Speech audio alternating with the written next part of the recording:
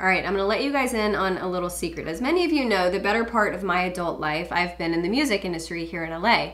But what a lot of people don't know is that during those 10 years in the music industry, I wrote for a lot of artists that, were not white. Yeah, I wrote for several urban record labels who on their roster had a lot of big rap and R&B artists, and yep, I charted.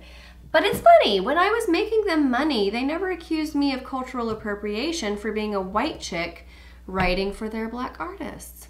But that was a very different day and age because now those accusations are being slung across all different genres of music and areas of culture. This past week, Bruno Mars was the subject of heated debate and criticism pertaining to cultural appropriation, which really ticks me off because his music is so uplifting and upbeat and usually has a really great universal message to it. A few years ago, he had one of the best Super Bowl halftime shows ever, and it was completely clean and void of any salacious body parts or Black Panther symbols or anything else otherwise scandalous. So my question is, how long and how far are people going to take this cultural appropriation thing?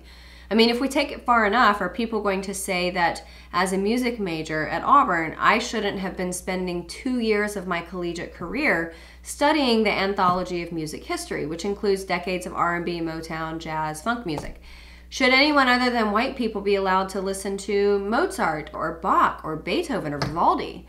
Justin Timberlake has also been criticized for cultural appropriation because of his R&B style songs. Now, we used to celebrate when a white person had a soulful element to their voice because let's face it, it's not that common.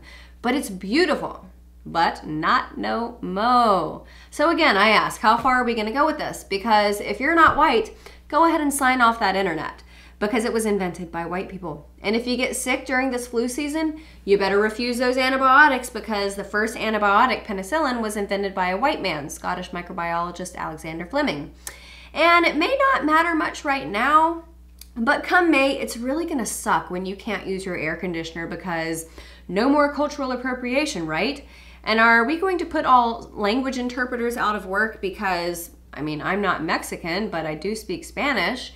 And what about those sign language interpreters who stand next to speakers and preachers and presidents? Are we going to axe their jobs too?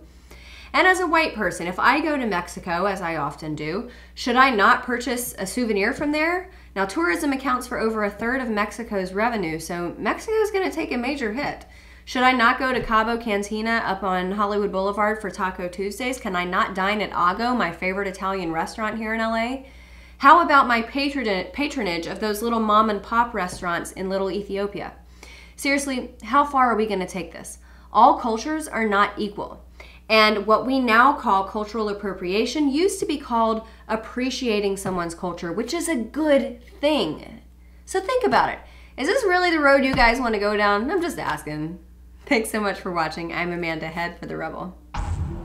If you enjoyed my commentary and want to hear more from all of us here at The Rebel, subscribe to our premium content at www.therebel.media/shows and make sure you're following us on Facebook and Twitter. Also, download our new app for The Rebel Media on the App Store. You download it and you'll have access to all of our latest videos and your favorite Rebel shows. Thanks so much for watching. I'm Amanda Head for The Rebel.